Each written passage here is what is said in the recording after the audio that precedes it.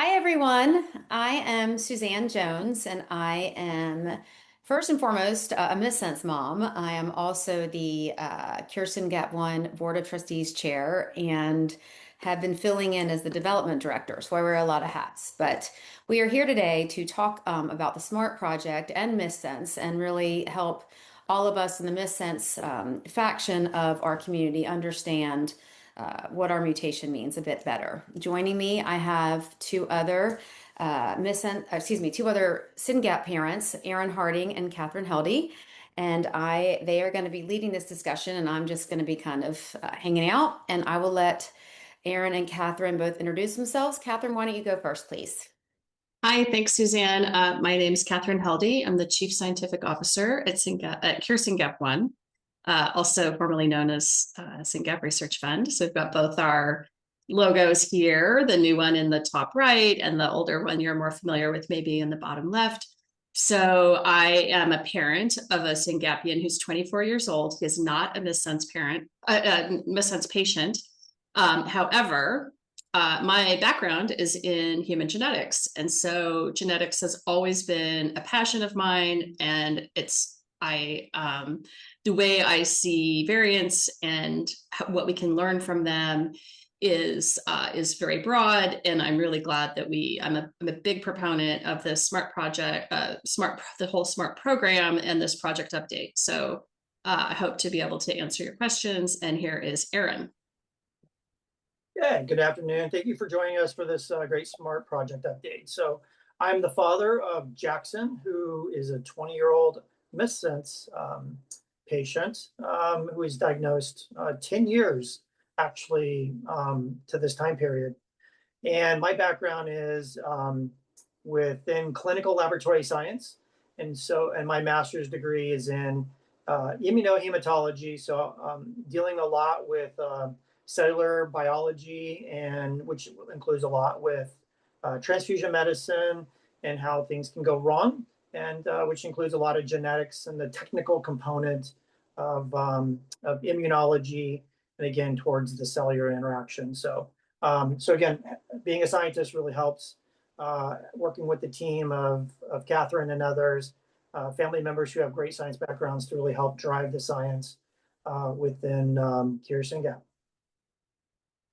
And so today we're going to go through, next slide, as we're going to go through and give you an update. We started the SMART project probably about a year and a half ago when we decided to raise, when a family decided to raise money for Syngap. And we wanted to I came up with an acronym SMART, again, to kind of emphasize this as a project program to be able to work towards. So today, we're going to work to educate about basic genetics, and then we'll talk about SYNGAP1 and missense biology, because I think if we really spend a little bit of time understanding that, because oftentimes I see families discuss whether their variant is a missense, a nonsense, and I do think understanding the basic, again, we're talking basic molecular biology of really will help you understand when Catherine's going to start talking about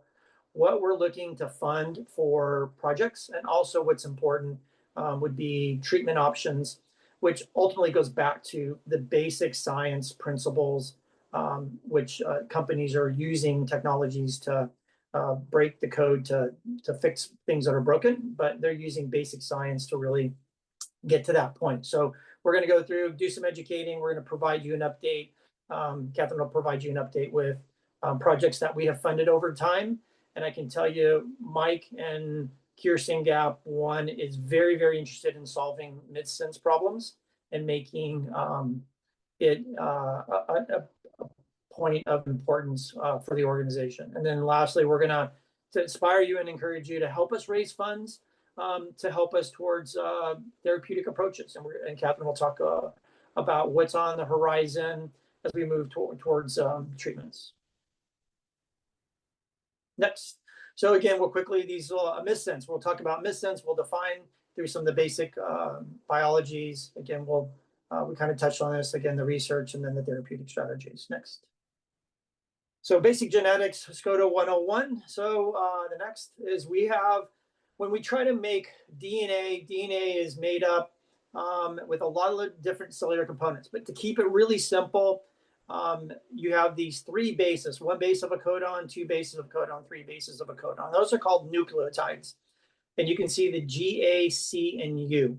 And so each one of those will make, it takes three nucleotides. Again, you can see on the outside, that's a three-letter code called a codon. And those codons are used to transcribe to making an amino acid. And the amino acid you can see in the table, you might be familiar with.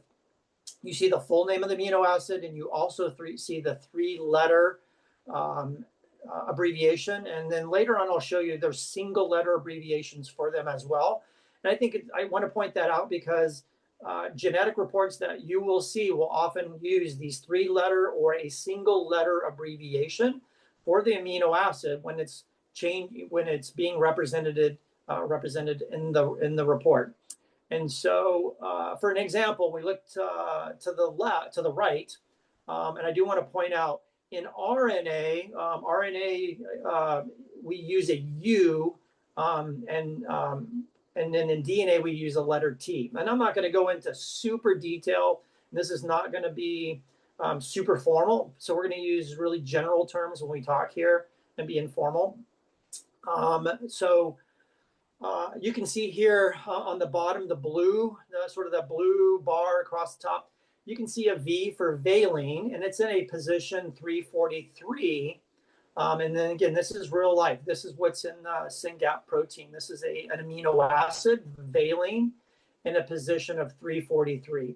And if you look at top, it has a G, a T, and a C. Remember, a T equals a U in the messenger in the RNA.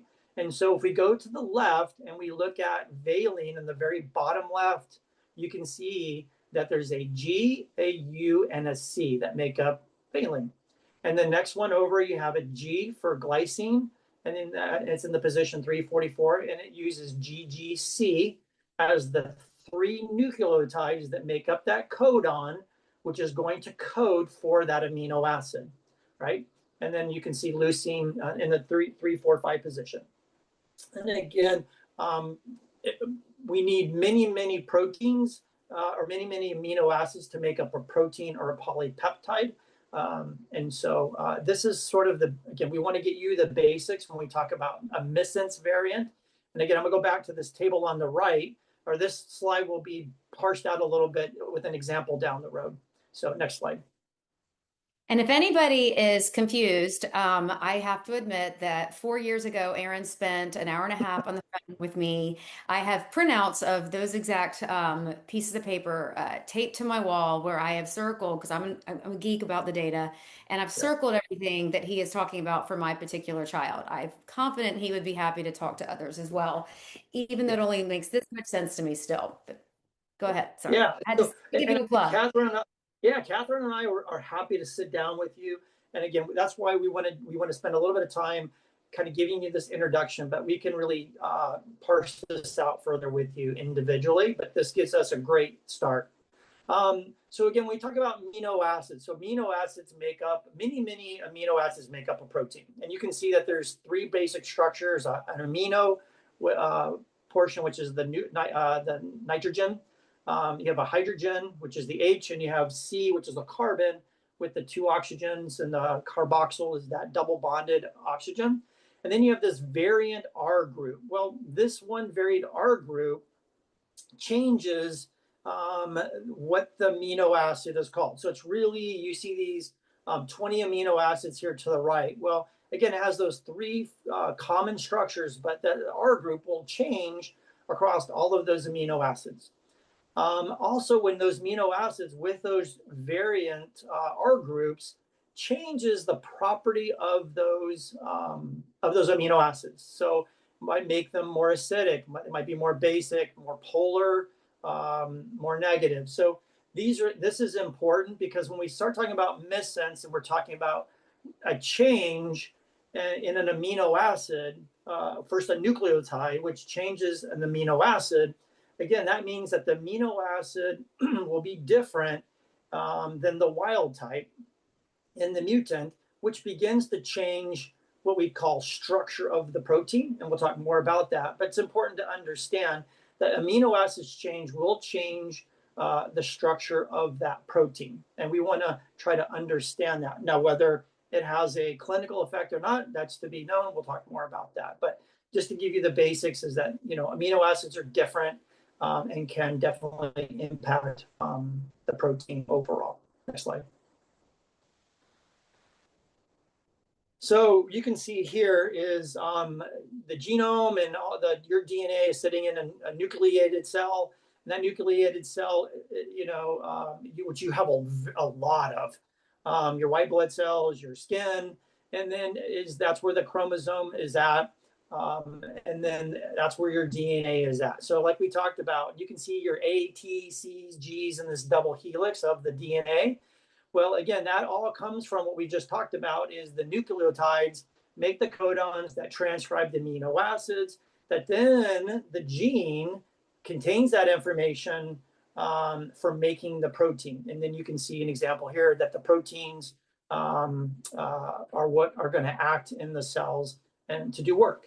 And so this kind of brings you into some of the basics of genetics and how we get to a protein being made. Next. So next, we're going to talk about a little bit about Missense. So let's talk about the next slide. So again, we're going to talk about SYNGAP1. The SYNGAP1 we talked about really actually has a big name, long name to it. Synaptic RAS GPTase, activating protein 1 is really what SYNGAP1 stands for. And the fact that you see the GTPase, the ACE means that it's enzymatic. So an enzyme helps to facilitate a reaction in the cell. And I think many of you who might have taken biology way back then know that energy is represented in ATP. Hopefully you might remember that as ATP equals energy. Well, again, here we have guanosine triphosphate, which again, that phosphorus is really, again, like ATP, is going to act as part of that property in facilitating, again, enzymatically, a reaction within the cell. So that's kind of what's that name sort of where it derives. And so the SYNGAP1 protein is found on chromosome 6. You can see that little line. It's in position 21.32. And that little red line is really big. It looks small, but it's really, really big. And in fact, it starts off like in the 33 millionth position is where the protein starts. And then within the protein here that's depicted in the table below is you see that there's 19 exons. And those 19 exons are made up of 1,343 amino acids. And you can see variances that are happening within across the exons. And then the missenses are on the bottom. But again, this sort of gives you a depiction of that real little red line. Look is what's happening in this linear representation of the SYNGAP1 protein. Okay, and that SYNGAP1 protein has these domains: this pH domain, a C2 domain, a RAS-GAP domain, and this SH3, also sometimes called CC domain. But these domains are functional parts of the protein, which we'll touch base on a little bit. But again, this is the general structure of that little red line on your chromosome will code for this protein. And it has 19 exons, and it has these domains that are functional for its function. So next slide.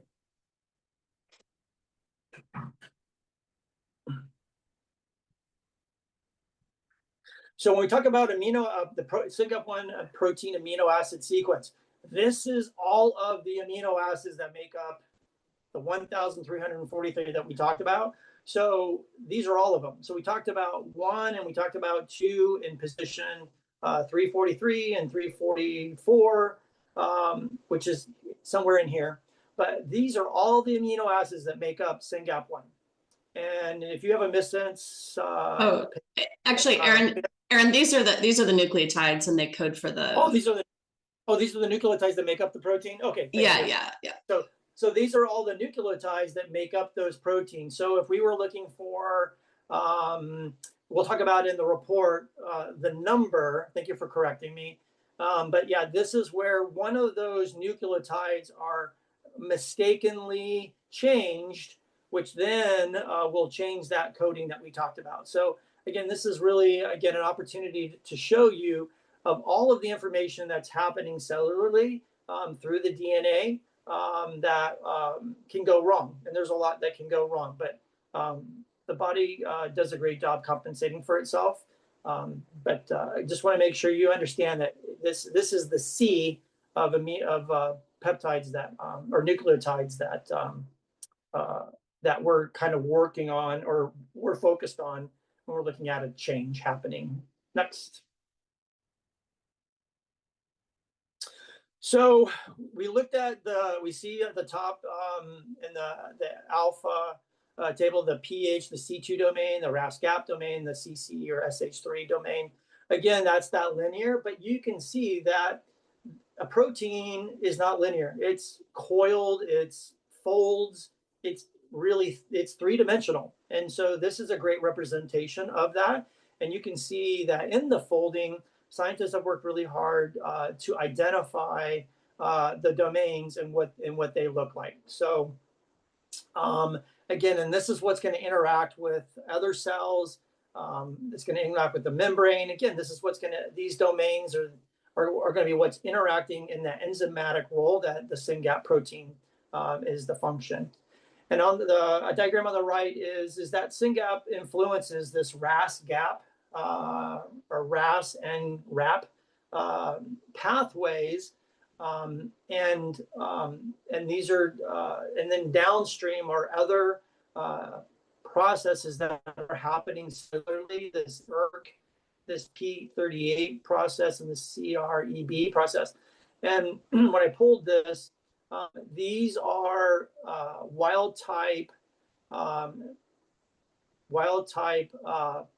protein or amino acids in these positions that actually are interacting. And so to give you some perspective based on science is trying to figure out how parts of the protein at specific locations are interacting within the cell. So this gives you a general idea of, again, the activities that SYNGAP is influencing and how different parts of the amino acids within the protein are functioning in these reactions that are happening in the cell. Next. So we talk about missense mutations. So we kind of give you the baseline of the genetics. We've given you some introductions into SYNGAP biology, the protein, how it's made up. Now, again, a missense mutation is a change in a single DNA base that results, which is those nucleotides that we talked about, that results in an amino acid change in the resulting full-length protein. So some missense mutations alter the function of that resulting protein. So you can see here, the wild type is on the top. Let me tell you, there's probably a week's worth of lecture in just this one picture, but we're going to try to just do it in a couple of minutes. So you can see the wild type is on top, and you have the different amino acids in that three-letter coding. And in there, you see the tyrosine, the TYR, and it's used as UAC to make up tyrosine. Okay, and again, because it uses the U, we know that that's the RNA. So the open strand or the coded strand that it's going to interact with would code into a TAC, right? Okay, so which again are correlating with the ATG. And we often talk in genetics, an A will always correspond with a T with an A C with a C with a G with a C. So you can never have a T with a C or a G with a T or a G with an A. They're always paired in this fashion. And so biology is kind of simple in that way. but you can see that in the wild type, the the RNA is transcribing a T, A, and a C that matches the A, T, and G of that non-coding strand. Okay. Why do I bring this up? This is just to touch on this because this will help what Catherine's going to talk about when she talks about some of the therapeutic strategies. Is the DNA and the messenger RNA are important to understand in the basic biology when we get to again potential strategies for therapeutics. And then this missense mutation, you can see that the messenger RNA got messed up somehow in its coding and its development cellularly, and it changed an A to a C. And then you can see that because of that C changing, the position above it in the non-coding changed to a G, which again codes, is a serine. So we went from a tyrosine to a serine, which again changes the amino acid in that protein. Okay, so that's how that's how we kind of, again, when we're looking at, and we'll kind of explain that further when we get down to another slide, a little bit more detail. Next. Here, we have, again, we talked about the amino acids. Again, amino acid variant is a single nucleotide change that must be in a coding region, an exon. So we kind of touched on that, on those 19 exons. These coding regions are within those exons that we've talked about. The result in a change in amino acids. So we talked about the tyrosine to the valine in that last example. And the missense variants are easy to predict in DNA.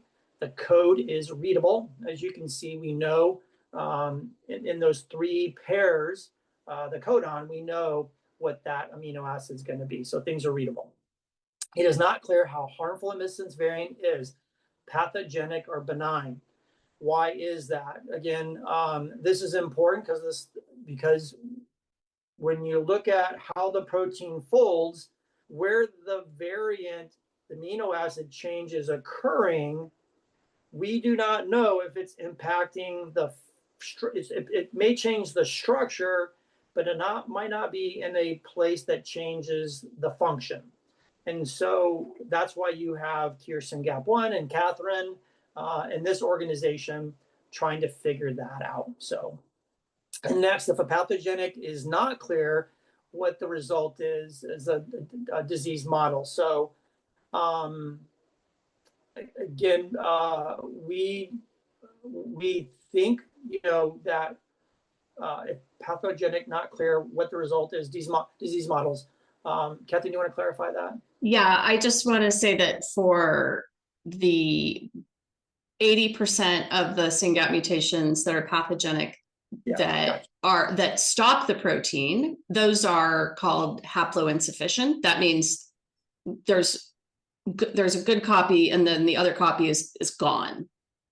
With missense, there's a good copy and then there's a copy that is full length that doesn't work as well. So it's not as clear if that's haploinsufficient or not. And that's a lot of pretty much all the projects that we're doing look at these two questions. And they do a lot of things in order to answer these questions, but the questions we want to answer are, when we have a missense variant, is it pathogenic or benign?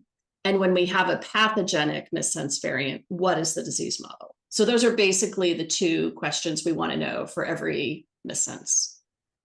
Okay, next slide. Thank you, Catherine. And I think that'll speak to the next slide that Catherine points out, as we have missense. We have a lot of things happening within the cell, but you have non-coding single base changes that are happening that have no effect. But you have this missense coding, which we're talking about. Nonsense, which are truncated, protein truncating variances, which again, Catherine just touched on. They could be a frame shift or just a straight stop codon codes and the protein quits getting made. You have the synonymous coding, which means that we saw that you can make valine or glycine through 4 different codon sequencing. Well, we could potentially, in this synonymous coding, what could happen is a valine gets made, but it gets made with a different nucleotide pairing of three. So could that change something? It potentially could change. Again, these are the questions that we ask and things that can happen biologically. And then we have the intronic near an exon. These are what we used to think were sort of gap. We didn't know a lot, but the closer they are to an exon, the more they have a likelihood of causing disease. Next. And you can see here what's, again, being in this area, being in around the SYNGAP community for 15 years now, it's always held true that 20% of the pathogenic variances are missense. Nonsense. Actually, let me go over this slide because I think I made it. So what this is telling you is when you know what the category is, how many do you predict are actually pathogenic? So we're thinking that around 20% of all single nucleotide changes that change the amino acid from one amino acid to another, that about a fifth of those really are pathogenic. Whereas with the nonsense, if you have a single amino acid that stops the protein, basically 100% of those are pathogenic. And then for synonymous, only a few percent are. And also for intronic, only a few percent are. So that's because there's a lot of DNA here and only a few of the positions actually matter. But in coding, all the positions matter in coding. So anyway, that's what that's what this is telling you, that you can predict whether the amino acid changes, but you can't necessarily predict if it's going to be a problem or not. Whereas with nonsense, you can predict that it's a nonsense, but you can also predict that it's going to be pathogenic. Yeah, and we'll clarify. Yeah, we have some good info on that as well. So here, again, we'll go back to this slide about changing the DNA making changes in the protein. So here it's the same table as we talked about before. We're going to focus on the G344, and that's the GGC sequencing. So the wild type, again, the wild type is a GGC. So that's, you can see that, and you can see the little snippet of that table I pulled from the codon nucleotide table, and you can see GGCs in there. It's that second one. And then you can see, we talked about the protein position is 344.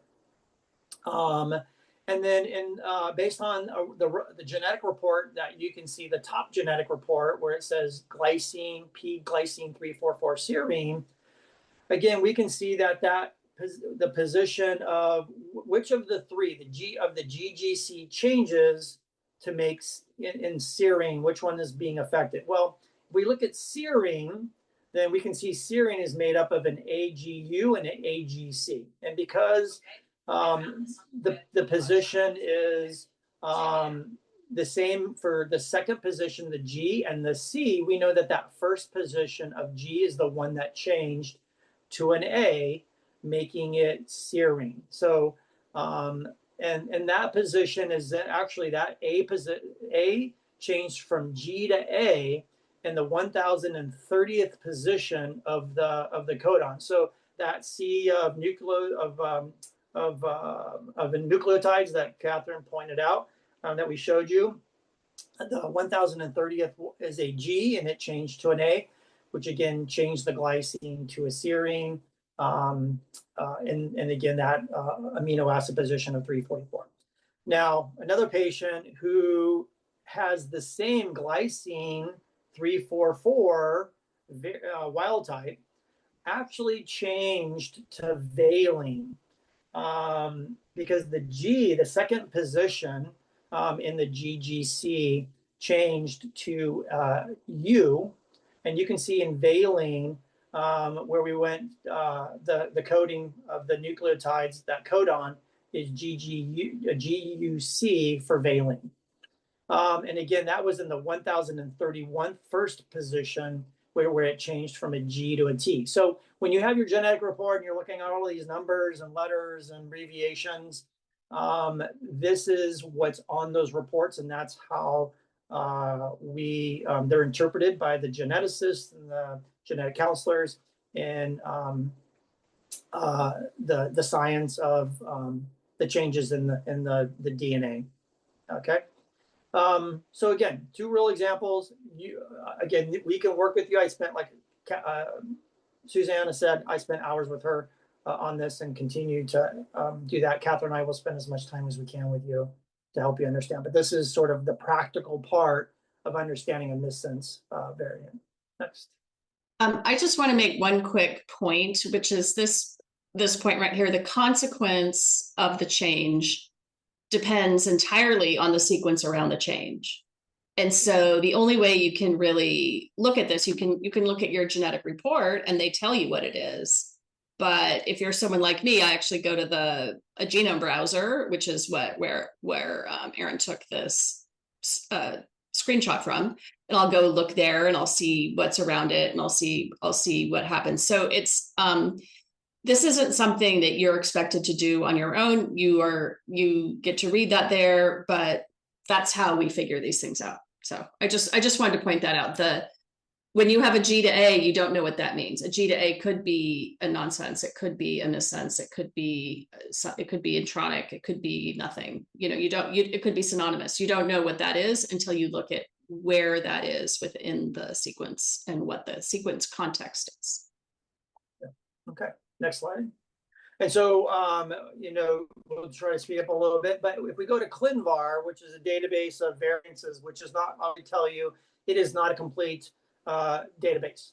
I think I know a patient who's been in the community over 10 years and their variant wasn't in the database. But this is a picture representation of the exons across the top. And you can see those variances that are in red are pathogenic. Those that are in likely pathogenic are in orange. Those that are VUS, and then likely benign, and conflicting. Again, so there's a lot we have to do. Very few are on top. A lot of them are in the middle and on the bottom. So what this says is we have a lot of work to do. And I think the next slide will show that when we look at SYNGAP1 and we look at missenses in this bar graph, that the majority of missenses, the missenses are a majority of the variances in ClinVar. We have far more variances than the nonsense, the frame shifts. There are more of us than any of them. But again, in science, the way that proteins, amino acids are made, it allows for mistakes and you never know it. That is the vast majority of time. Hence why, we're driven to solve this problem of the uncertain significance. That large bar, we want something to happen to that large bar. We want that large bar to go one of two directions. We want it to go to pathogenic, or we want it to go to benign. And we as an organization are committed to fund the science that we're going to talk about here to solve that problem. And we're one of the gene organizations that have this as a major problem that we're committed to figuring out. So we'll talk again. We'll talk about the development. Catherine will talk more about that. Next slide. But that's the problem we want to solve. Disease models. We funded Courtney and University of Turku in Finland on this missense server, which is in development and continues to grow and helps to predict these computational models on whether a variant is pathogenic or not.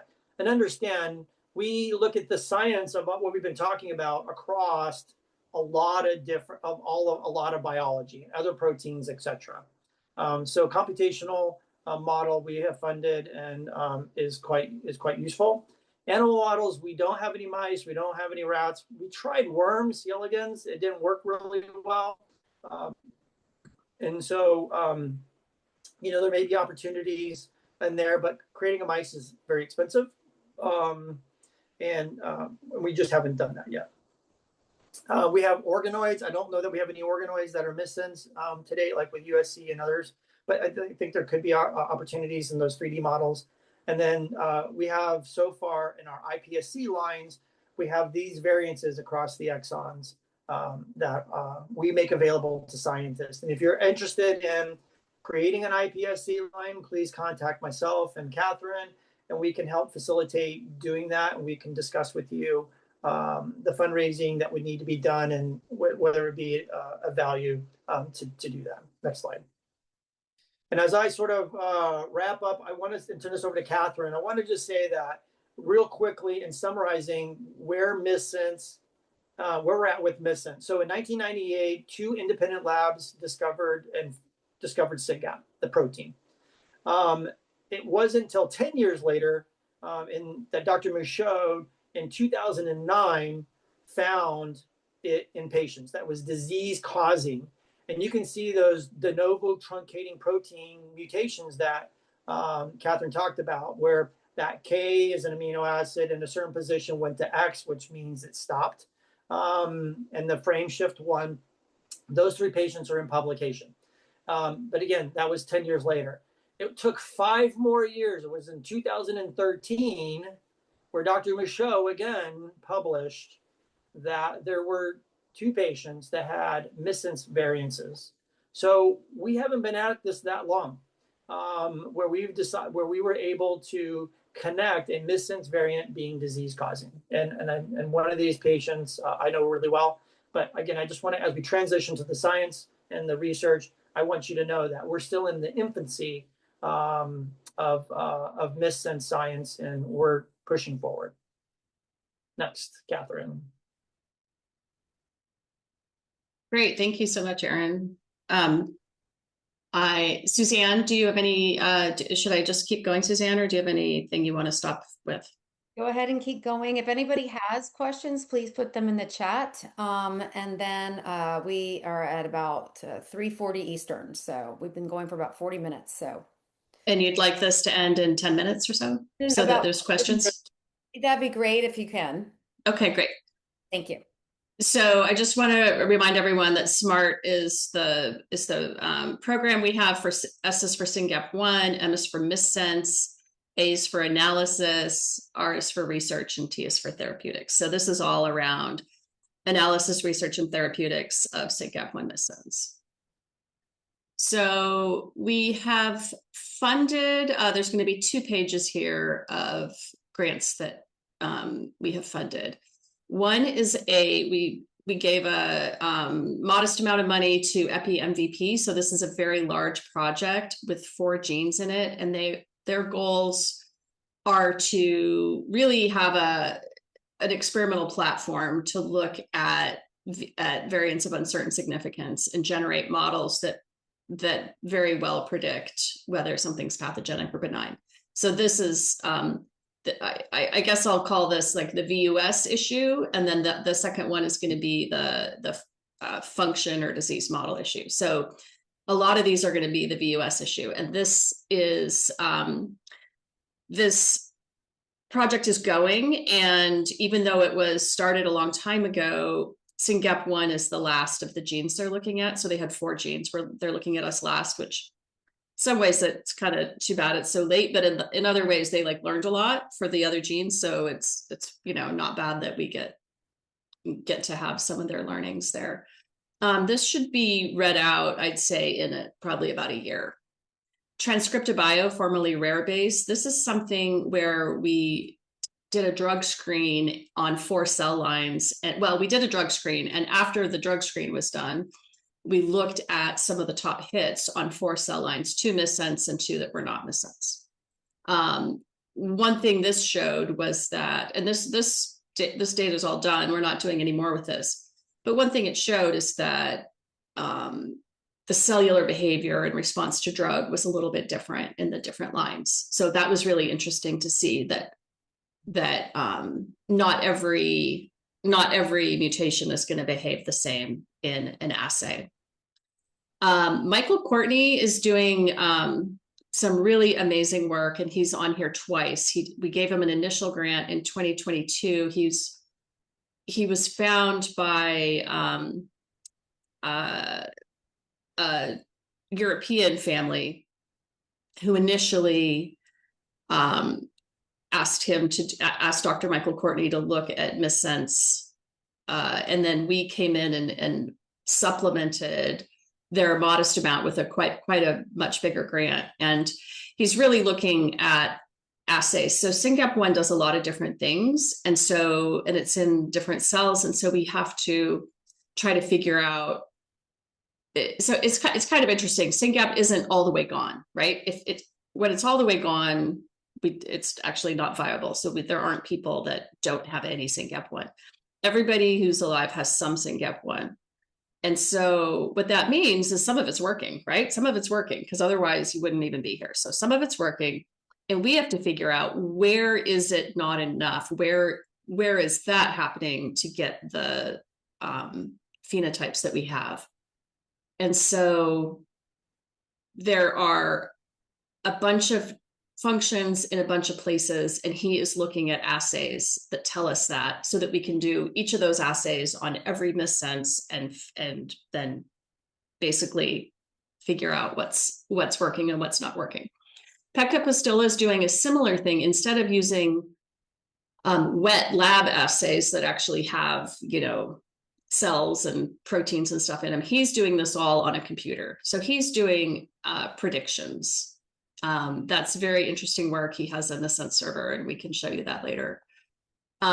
This in vivo biosystems, this was a pilot that we were hoping would work out. It didn't work out. Just remember that in science, you actually don't know what's going to happen. So in science, you fund things and you try to see, you think about it, is this a good idea? But you really don't know. And so this was not a waste of money. If this had worked, this would have been fantastic. And so we stopped at $10,000. They actually did a huge amount of work for us, far more than $10,000 worth of work. But I just want to mention that is how science goes. You do your best to fund things that are going to work, but sometimes they don't. And if everything you do works, I would say you're not being, you don't have a high enough risk tolerance, because you might find something better out there if you have a little higher risk tolerance. Gemma Carville, again, this is more epi MVP stuff. Michael Courtney, same thing. Pekka Postila, same thing. So you can see we've given a lot of money to this. I'm going to go to the next page, which shows Baptiste Lacoste. He's looking so most of our scientists look at SYNGAP1 in neurons that are basically brain neurons. A lot of the initial work was done in a type of cell called the cortical meaning up here in your front of your brain, excitatory neurons. So cortical excitatory neurons. It is in other places though. And so they are actually looking in the vascular system, meaning in how your blood flows in your brain. So I'm very excited to hear a talk on this at the conference. It's not going to be by Baptiste. He's actually can't come, but he has someone else coming to talk who's done the research. He's going to talk at our conference in December. Ryan DeHinza at Baylor. This is a biomarker project that we initiated, and his project will be ending in December also. So we should have a paper out of that very soon. And that's looking for biomarkers, and we should be seeing if it's different for missense versus non-missense patients. Same with Unravel. This we did a large Unravel project. There were 5 out of 20 total missense patients. At the moment, I cannot give you good news saying, oh, we found it. I was hoping that we would find something interesting where the non-missense patients would group, and then some missense would group with them and some not. That's as a scientist, you're not supposed to hope for things. But that was oh, if that was true, then that would be a way we could fairly cheaply figure out the different, what the disease model is, right? So once you have pathogenics, you could say, oh, well, is that more like a haploinsufficiency, or is it more like something else? So I had high hopes for that. There may be some data in there that I haven't found yet, but that is not looking like an easy, obvious way to do this. My bets are still on Courtney, and then also Wilsey. Hebbian is doing a much more, this is going to be more like what the rare base line, the rare base assays were. So this will be iPSC lines and in a dish, and they're like more expensive assays. And so we're looking at 2 missense and 2 non-missense lines there. This is a pilot study. If this looks really good, we will then amplify this and fundraise for this, but we have to do the pilot study first to see what kind of data we're getting back and how that makes sense. Finally, Jezierski here in Ottawa, Aaron talked about base editing. So base editing is a type of DNA. It's basically curing at the DNA level. And so you are able to, not every base change can be changed back, but several can. And it's by far, it's like, I can't remember, 70 or 80% of the missense are amenable to this. They're at least amenable to trying this. Whether or not they would work equally well, you have to look at each. You have to look at each one and make the RNA. Basically, you'd have to do some sequence analysis right around where the change is. But this is something that could vary, that is amenable to missense, no matter what the disease model is, no matter what the function of the protein is. This would change it back. If it worked if it worked, it would work. That's what I'm saying. Whereas like sometimes with other methods, it might work to upregulate, but that might not help the person. So if it worked, it would help the person. That's what I mean to say. And interrupting really quickly, it looks like the chat function is disabled, but the Q&A function is open for everybody. So please put any questions in the Q&A and I will see them. Sorry, go ahead. Okay, great. So I do just want to talk about general therapeutic strategies. So some of the increasing the protein, you can at the DNA level activate the gene. This is like with the CAMP4 strategy. So with the CAMP4 strategy, they are activating the gene by having an ASO to a regulatory, and all you really need to know is what they're doing is upregulating the amount of transcripts that come off of this DNA. So DNA gets made into protein, into transcripts get made into protein. And so if you want more protein, it makes sense to up the transcripts. Another thing you can do, like I said, DNA gets made into transcripts, which is another word for RNA, that gets made into protein.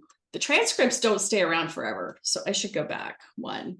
So the gene is in the cell all the time. That doesn't go away. The transcripts get made. It's kind of like it's like you have an encyclopedia as your gene, and then your transcript is like if you made a bunch of Xerox copies of a certain page. But let's say you used paper that was like recyclable paper that just like melts away after a while, right? So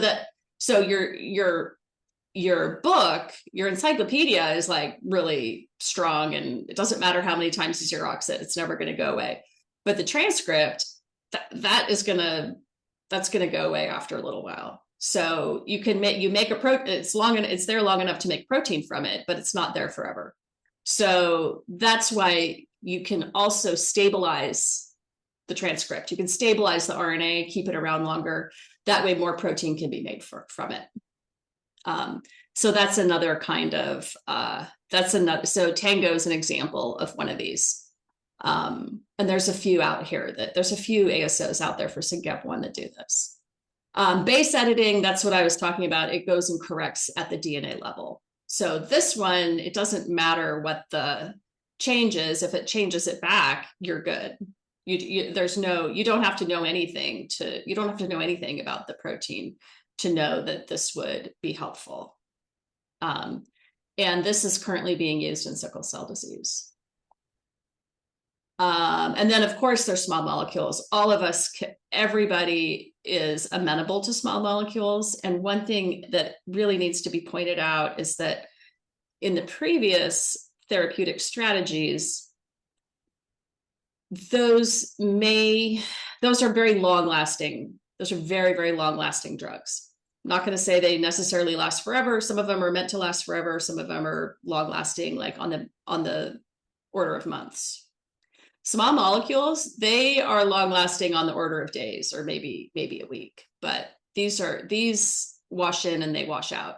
So anyone can try a small molecule and you can see, does that seem to be helping or not? And after not that short a time, after a fairly short time, it's not working. After a fairly short time, it'll be gone and you can be back to baseline. So examples of this are the N-acetyleucine, the the Tanganil that people have been taking, and the N-acetyleucine that is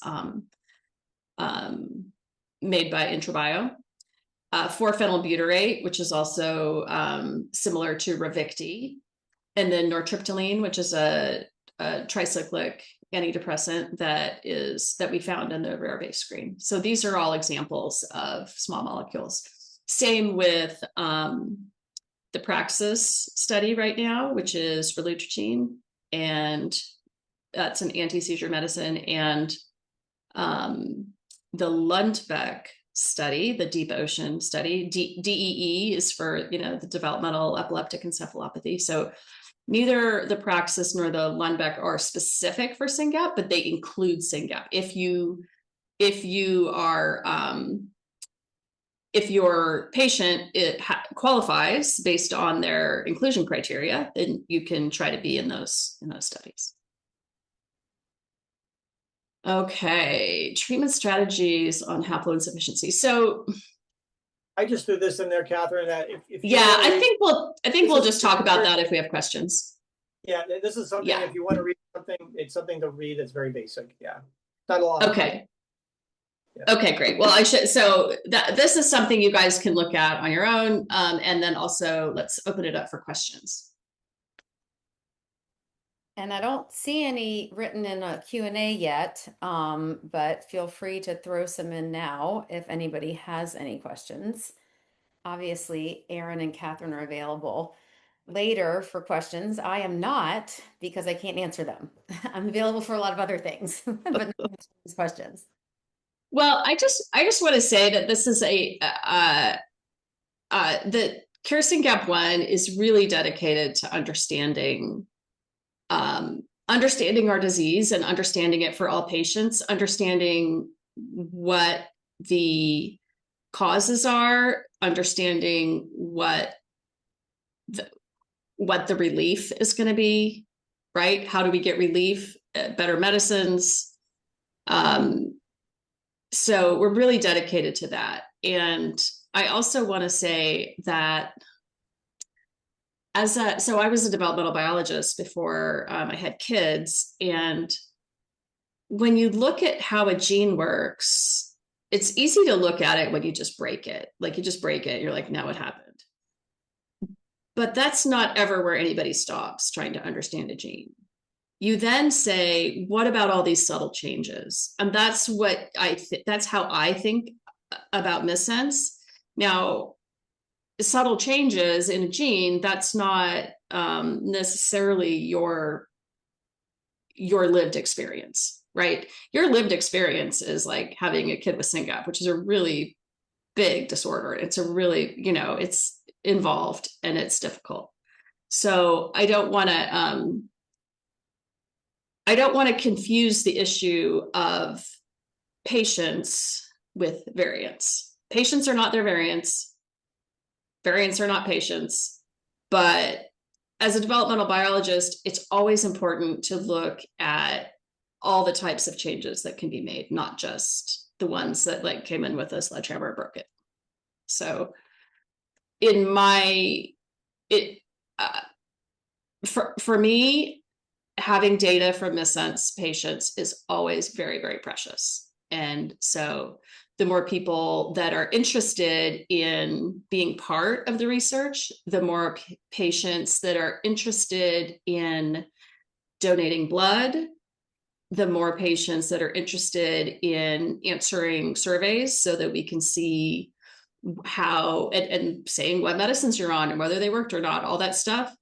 the more data we have, the more we can understand. And so the more that you participate, the more that you share, consent to have your information shared back with the PEG, that to me is the important bit.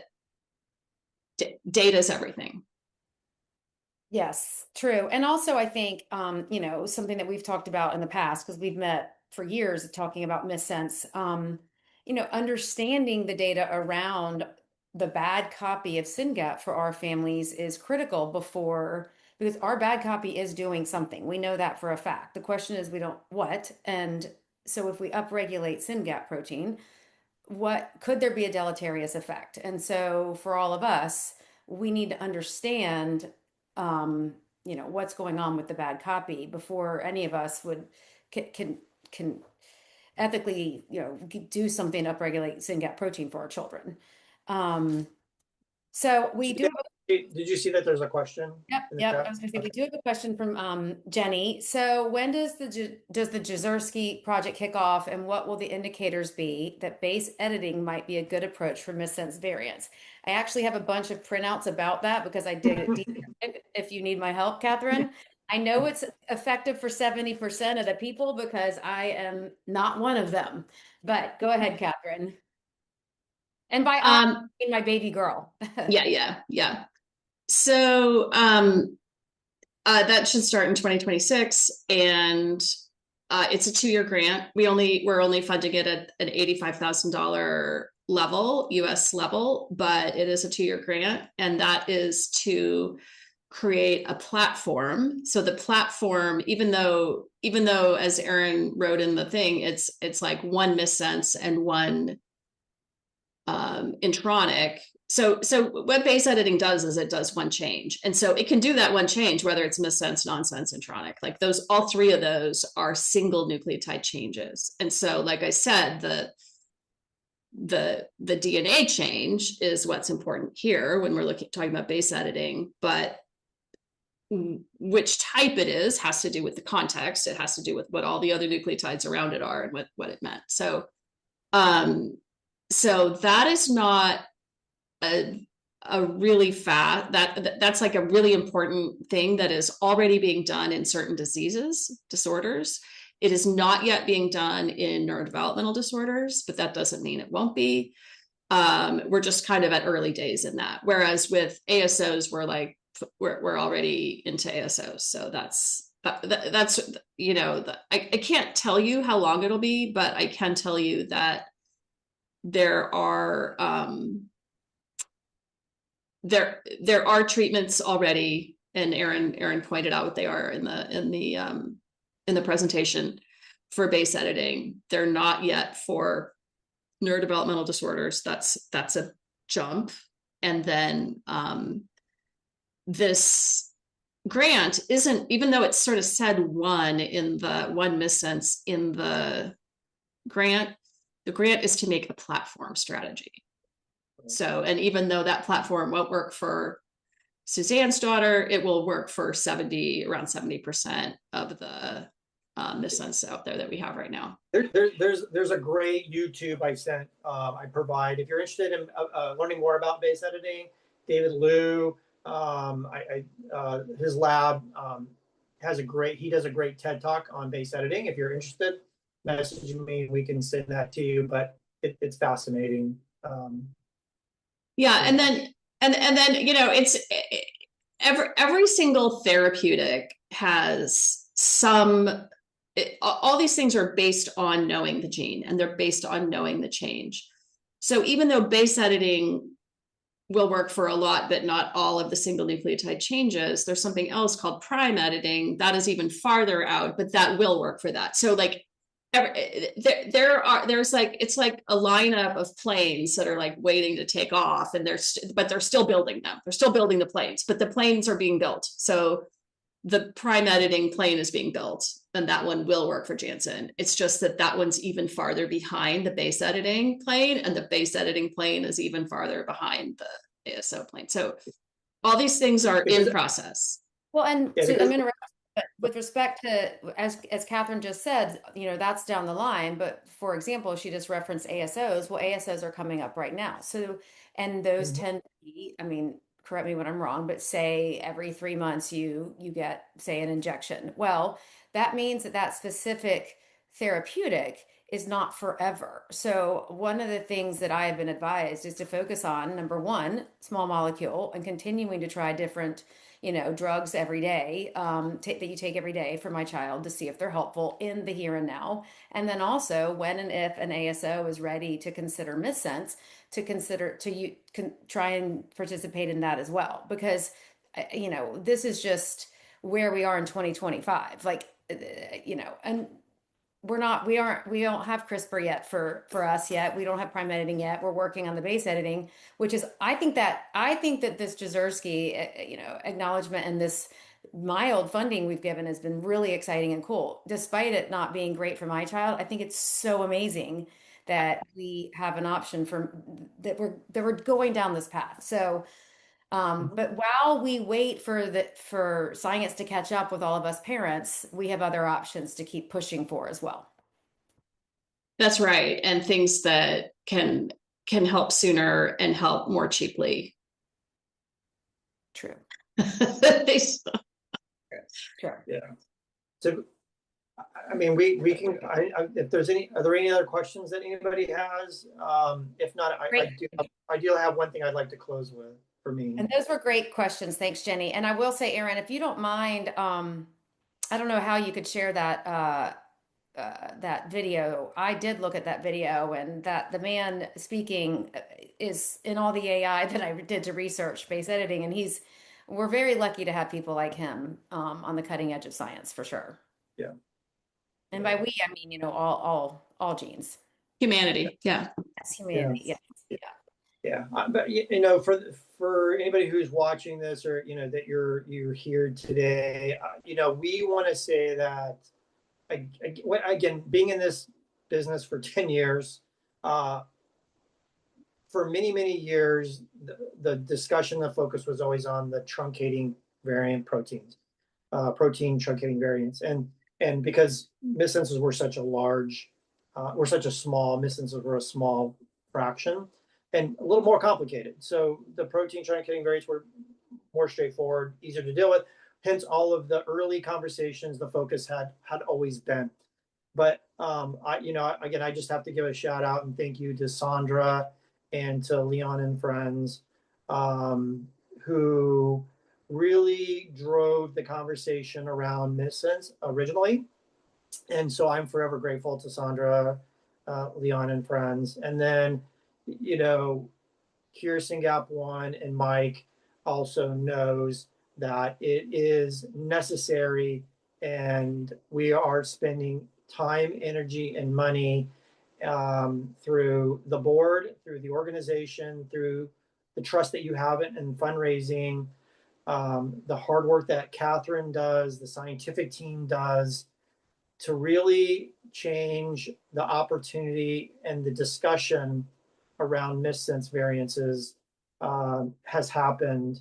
And so I'm forever grateful. And, um, but again, it started with Sandra and Leon and friends, and we're carrying the torch to really make sure that missenses are very much a part of the conversation and the complexity of the science to, solve that problem, that are there. So again, Yeah, and speaking of Sandra and Leon and friends, when they folded, they very generously provided what remained in their fund to us for Missense work. And as many of you know, we have a Missense fund that was initiated by the Nordmo family, whose grandchild, Laura Goretzky's daughter, is a Missense. So I think it's great that we have some powerful yeah. and interested and invested families, a lot of whom are on this call, who are helping lead the charge for Missense, because it is part of the problem. It is a little bit more tricky because our bad copy works, but Mm-hmm. as everybody's going to get a mailer in a couple weeks, and we believe, and Catherine Yeah. has it is the best for all of us, and Virginia and I have tagged on to what she's stated, but no person left behind. Every single variant, which includes all of us Missense families, are important and a focus for Cure SYNGAP1. For Yeah. sure. Even though we're the minority of pathogenic, currently we're trying to change that, right? And yeah, we can't do it without you as a community fundraising. So in our current fundraising push, please, please join us. Please do it throughout the whole entire year. Again, whether it's $100, 1,000, 5,000, through your network, we just encourage you to help us. Um, again, solve the problems of science, which is what research is all about. And you have our team working tirelessly day and night beyond just their daytime jobs. We're working tirelessly for you. Thank you. Well, thank you both, Catherine and Aaron, for your insights. A little bit over my head at times, but that's why I have pieces of paper taped all over my office. But really appreciate this, and hopefully we'll get this. And thank you everybody for joining us. And we will get a copy of this posted, I don't know where, somewhere, and let people know. And hopefully people can reference this in the future. But thanks to Catherine and Aaron, and we will all talk soon. Thank you. Bye. Take care. Bye.